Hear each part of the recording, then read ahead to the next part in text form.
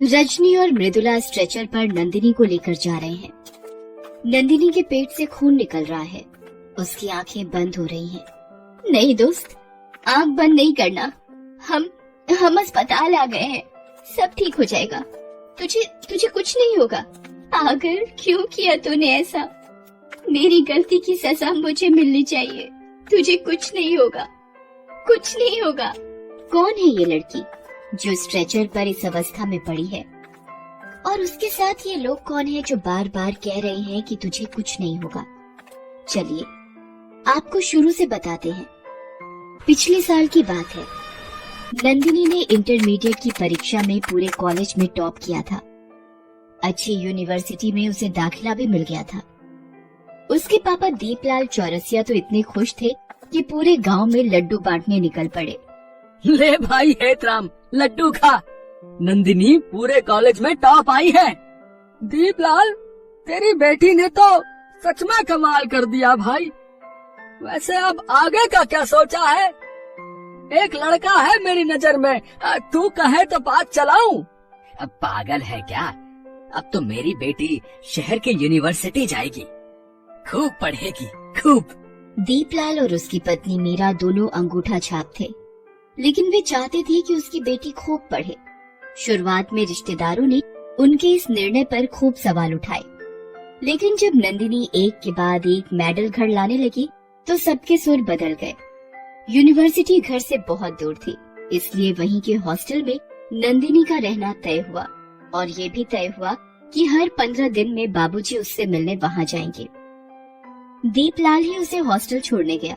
उस समय उसकी शक्ल देखने लायक थी। ऐसा लगता था कि वो रो देगा। क्या बाबूजी, आपने ऐसी शक्ल क्यों बना रखी है? ऐसा लगता है कि रो देंगे। पूरा घर सूना करके आ गई है तू। रोना नहीं आएगा तो क्या मैं खिलखिला कर हंसूं? हॉस्टल में नंदिनी के दो सबसे खास दोस्त बने, रजनी और मृदुला। वो उसके रूम पार्टनर भी थी। वे तीनों साथ मिलकर पढ़ाई भी करते और मस्ती भी। धीरे धीरे कॉलेज के फर्स्ट ईयर के एग्जाम का टाइम आ गया। नंदिनी मन लगाकर पढ़ रही थी। निश्चित तारीख पर एग्जाम शुरू हुए। सभी ने पेपर दिए। धीरे धीरे करके सारे पेपर्स की परीक्षा हो गई। लास्ट पेपर देने के बाद सभी कॉलेज की कैंटीन में बैठे बातें कर रही थी। ऐसा लग रहा है सर से कोई बड़ा बोझ उतर गया है। आज तो मैं जमकर सोऊंगी। अरे वो सब तो ठीक है, लेकिन पेपर्स कैसे रहे? अब तेरे जैसे तो नहीं रहे टॉपर, लेकिन पासिंग मार्क्स आ जाएंगे। और तेरा रजनी? मेरा पेपर तो बिल्कुल मस्त रहा। ये सुनकर नंदिनी ने हाथों में क्वेश्चन पेपर लेकर रजनी से एक सवाल पूछा। अच्छा सुनना, इस वाले क्वेश्चन का क्या आंसर लिखा तुमने? वो मुझे थोड़ा डाउट है इसलिए पूछ रही हूँ। ओफो, अब पेपर्स के बाद भी पेपर की बात मत कर। अब इतना याद तो रहता नहीं कि इसका आंसर क्या लिखा था और उसका आंसर क्या लिखा था।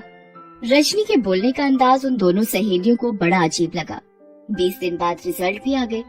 रजनी ने टॉप किया था, लेकिन सबसे चौंकाने वाली बात ये थी कि नंदिनी बहुत मुश्किल से पास हो पाई थी। रिजल्ट वाले दिन नंदिनी के पिता दीपलाल भी आए हुए थे। उन्हें भी नंदिनी के इस रिजल्ट पर बहुत आश्चर्य हो रहा था। बाबा, मैंने सब खराब कर दिया। आपके सपने, मेरे सपने, सबको मिट्टी में मिला दिया। अरे बेटा, इस तरह रो मत। तू मेरी बहादुर बेटी है। असफलता से निराश मत हो बेटा।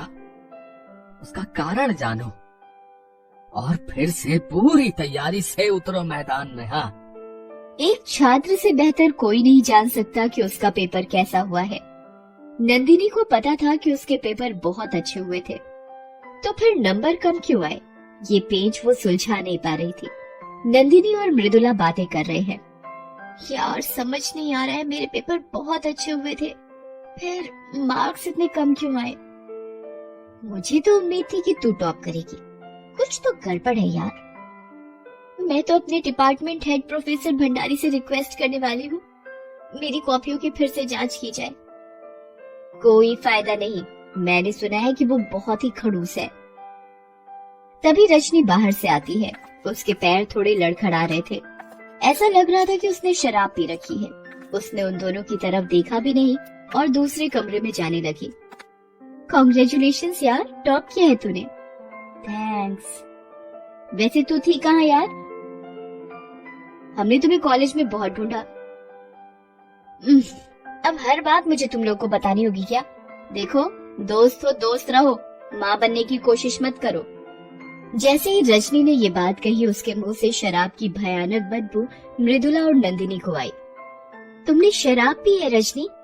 हाँ पी है, कोई दिक्कत? चलो अब हटो तुम लोग यहाँ से, बिना बात के सवाल जवाब करती रहती हो। कल मैं अपना ये कमरा ही चेंज करवा लेती हूँ। नंदिनी और मृदुला को कुछ समझ में नहीं आ रहा था कि आखिर रजनी उन लोगों के साथ ऐसा बिहेव क्यों कर रही है।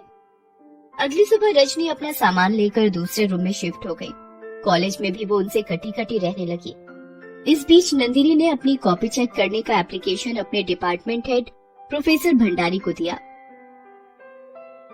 लेकिन उसने उसके एप्लीकेशन को सिरे से नकार दिया। मतलब ये तो हद है, तुम मुझे ही चैलेंज कर रही हो। 35 साल हो गए मुझे इस कॉलेज में, आज तक किसी ने कोई क्वेश्चन मुझसे नहीं किया। सर मैं आप पर क्वेश्चन नहीं कर रही, बस मुझे खुद पर विश्वास है कि मैं इतना खराब परफॉर्म नहीं कर सकती।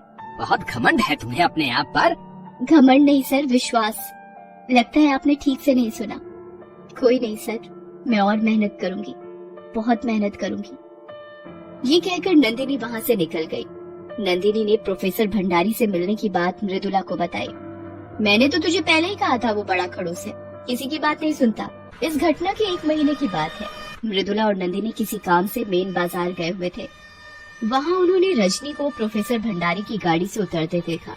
उसका चेहरा उतरा हुआ था। उन्हें कुछ समझ नहीं आ रहा था कि आखिर ये माजरा क्या है। अगले दिन जब वो रजनी के कमरे के पास से गुजर रहे थे तो उन्हें रजनी के रोने की आवाज सुनाई दी। वे दोनों उसके कमरे में गए। उन दोनों को देखकर रजनी ने रोना बंद कर दिया। तुम दोनों यहाँ क्या करने आई हो? रजनी सच सच बता, तू क्या छिपा रही है? मैं क्या छिपाऊंगी? कुछ नहीं, कुछ भी तो नहीं। हमने एक अच्छा समय साथ बिताया है रजनी। हम आज भी तुम्हें अपनी बेस्ट फ्रेंड मानती हैं और तुम्हें मिस करते हैं। तुम हमें बताओ वो क्या चीज है जो तुम्हें परेशान कर रही है? तब रजनी फूट फूट कर रोने लगी और उसने जो बताया उसे सुनकर दोनों के पैरों की जमीन खिसक गई। नंदिनी, प्रोफेसर भंडारी टीचर के वेश में भेड़िया है। वो एक नंबर का अय्याश है। ये तुम क्या कह रही हो? फिर उसने बताया कि एक दिन प्रोफेसर भंडारी ने उसे अपने ऑफिस बुलाया और कहा, रजनी, मैं देख रहा हूँ कि तुम्हारी परफॉर्मेंस बिल्कुल खराब है। इस तरह तो तुम फेल हो जाओगी। नहीं सर, ऐसा नहीं है, मैं तो बहुत मेहनत कर रही हूँ। रजनी, सब कुछ मेहनत से नहीं मिलता है। तुमने देखा है एक मजदूर को, वो कितनी मेहनत करता है, लेकिन किसी मजदूर के पास लंबी सी कार देखी है? उनको 5 स्टार होटल में हॉलिडे मनाते देखा है? सर ये सब आप क्या कह रहे हैं, मैं समझ नहीं पा रही। देखो, बिना पढ़े भी पास हुआ जाता है। तुमसे पहले भी मैंने कई स्टूडेंट्स को पास किया है। बस तुम्हें उसके बदले में कुछ देना होगा, और अगर तुमने इनकार कर दिया तो फिर तुम कभी पास नहीं हो पाओगी। फिर तुम्हारे माँ बाप का क्या होगा, जिन्होंने रात दिन सिलाई कढ़ाई करके बहुत उम्मीद के साथ तुम्हें यहाँ पढ़ने भेजा है। प्रोफेसर भंडारी ने रजनी को फेल कर देने का डर दिखाया और प्रोफेसर जैसे पवित्र पद का मजाक बना दिया। मैं मजबूर थी और मेरी मजबूरी का फायदा उस प्रोफेसर ने उठाया। बंद कमरे में उसने मेरे साथ हर वो काम किया जो मैं तुम्हें बता भी नहीं सकती। यही नहीं, उस दिन वो शराब भी उसी ने मुझे पिलाई थी। नंदिनी, मैं एक बार उसके जाल में फंसी तो फंसती ही चली गई। वो मुझे ब्लैकमेल करने लगा और जब चाहे मेरा शोषण करने लगा, और एक दिन मैं प्रेग्नेंट हो गई और जब मैंने उससे बताया तो उसने मेरा अबॉर्शन करवा दिया। छी, घिन आ रही है मुझे उस आदमी से। प्रोफेसर का काम शिक्षा देना है, पर ये तो दरिंदा है दरिंदा।